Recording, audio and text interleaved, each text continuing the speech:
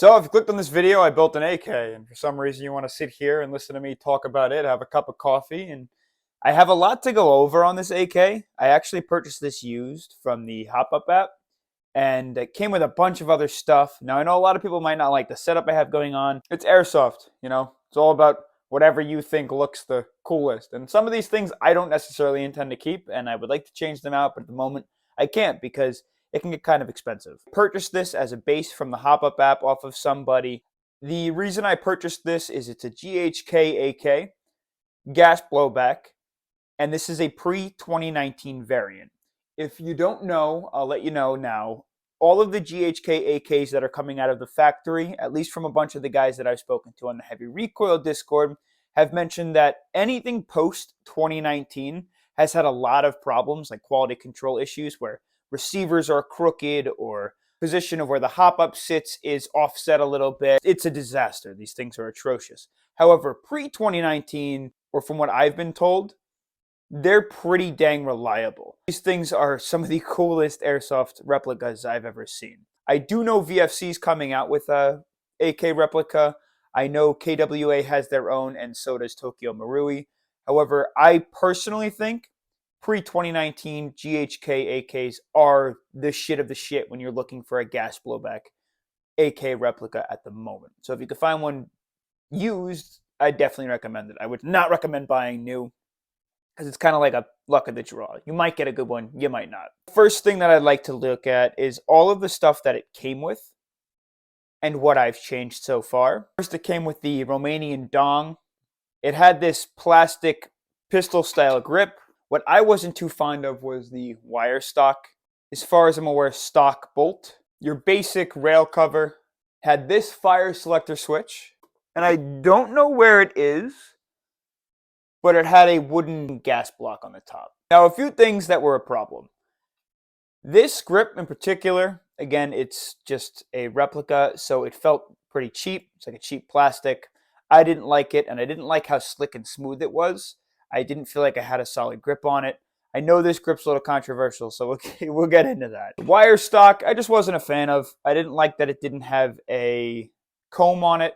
I didn't like that it wasn't adjustable lengthwise. However, this is a solid stock. Function-wise, it's solid. It works. It's nothing fancy, and it wasn't going for the aesthetic that I was looking for. The bolt, a couple problems with it. It was busted on the bottom. A couple of the teeth were missing. Other than that, it functioned just fine. I just was going to buy a new bolt, and I decided to go with the chrome one to see what it looked like, and I actually kind of enjoy it. I might switch over to a black one again at some point, but I need a new one. Fire selector switch didn't have many problems. The only thing is, if you don't know already, AKs are not ambidextrous. So one of the issues that I was having was it didn't have the index finger panel on it, so I could switch it. So I went and got one that did. Otherwise, you have to take your whole hand off and switch the fire selector switch, and I didn't want to have to do that. The Romanian dong, although it looks awesome, the biggest problem that I was having with the Romanian dong was it didn't come with one of these guys, so I had to purchase one aftermarket or afterwards. Now, one of the big issues was that I didn't realize, I guess the outer barrel for this guy is a barrel that's designed to specifically work with this handguard. The challenge I was having is it's not designed to come apart, so they don't actually want you to be able to take this on and off because you have to take off the front sight. So I couldn't do it. At some point down the road, I would like to be able to remove the front sight, so I think I'm just going to buy a new barrel system and a new front sight system because I have a setup that I'd like to throw on there. I'll show you in a little bit. So I just took off the wooden handguard and threw this on because, again, the wooden handguard doesn't match up with this, and this whole front system is the only thing that works because, again, like I said, the outer barrel is designed to work specifically with the outer barrel. Now, I know I wanted a new dust cover.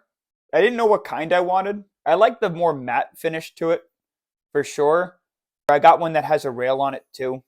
I understand that you can't hold a 0 on an optic with an upper rail on it, but it's Airsoft. It's not real steel, so there's not a whole lot of chug on it. This does fit really, really nice, especially with a little bit of bending to the back of it.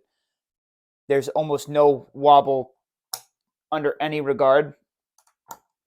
And if I ever needed to, I could always just move the sight up to the front. The gas block that I would like to run, and I have it, I just have to get, again, like I said, the other barrel.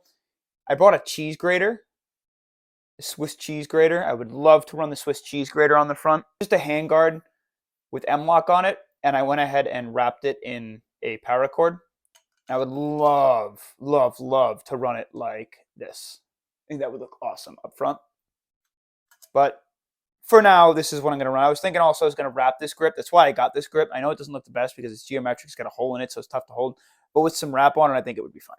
The stock's really cool. It's very adjustable. It came with 2 different butt pads. Now, I know I have 2 of these. I'll explain why because I made a huge mistake. Comes with a thin and a thick butt pad that you can replace on and off. Now, the stock was a challenge because I don't know much about AKs, so I was trying to figure out what kind of a stock that I had, and I knew it was a folding stock. This is also a folding stock. It's the first one that I purchased. I'm going to use this one to show you how this one works because they're both exactly the same thing. This just has a different adapter on the back than this one does. These are both side folding stocks, but you'll notice this one is supposed to take a separate small little piece to attach here, and then it attaches via 1 bolt in the back of the replica to hold the stock on. Since this is a wire stock, or more of like that T-style stock point, it uses two bolts on the top of the receiver and slides in with this big chunk. So I first purchased this stock. It didn't work. And then I later purchased this stock. And since it was overseas shipping, it was a pain in the ass to return this one. So anyways, same stock, same stock. So I'm going to show you on this one how it all works. First of all, you have your comb adjustment. So you can unscrew these 2 guys. And it's got multiple different levels. You can rise and lower the comb on. Super convenient, especially when you're trying to get a nice picture down sight. You can adjust the length of the stock by pulling this little magnet or magnetic piece up and down. Pull this guy up and down, and then if I'm not mistaken, you just push, and the stock slides. It stays still if you don't push into it. You can adjust it, and it actually adjusts seriously far. Like, look at the length difference. It almost doubles the length of the stock. It does come with different QD mounts. This one only has the 1 QD swivel mount, or not QD mount, but it has a sling mount. This one has a movable sling mount, and then it also has a more sturdy and like standalone sling mount, it looks like. The only difference is, if I'm not mistaken, with this stock, there's a push to release button on the other side built into the receiver. On this stock, which honestly is a little finicky, to release it to go to the side, there's this fat button down here. And then there's a lock. You can't pull this out without pressing the release. And then it swings back out. The release is nice. It catches every single time. But when you release the stock to pull it out straight, it won't catch. You have to repress this button. I don't know if the spring is just, not worn in yet or whatnot. But it's nice. The other problem that I was having with the stock was it was extremely wobbly when collapsed. So I just threw a piece of Velcro in the back, and that solved the problems. There's almost no wiggling at all now. So just keep in mind, you might want to throw some Velcro back there to keep the stock nice and sturdy. I switched out the fire selector switch just for one that had an index finger release. I switched out the bolt to a chrome one, and I also put this knob on the end of it just because I like the aesthetic of it. I went for more of a new school AK, or like a modern style AK. I know a lot of people were commenting on the short that I made. They got really upset. About the drum mag, which I'll get into in a moment, and I understand that the drum mag's ugly. But also because, they're like, oh, if you want a modern AK, just get an AR. But I didn't want an AR. I wanted an AK. Dust cover with the rail on it. It seemed much lower than this whole front setup. So it almost made the gun look fat up here, thin here. And I didn't really like that. I like how it now looks more level this way. I just have a cheap $50 like Amazon red dot on there. I might throw a more expensive dot on here at some point, but for now this will do.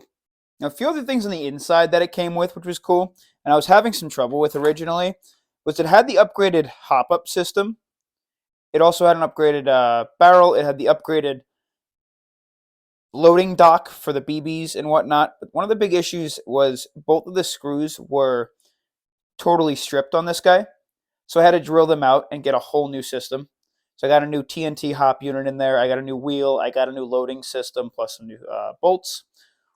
It's got the stock spring and the stock spring guide in there. I do want to upgrade it because it is still a little bit chuggy. I would like it to be more snappy.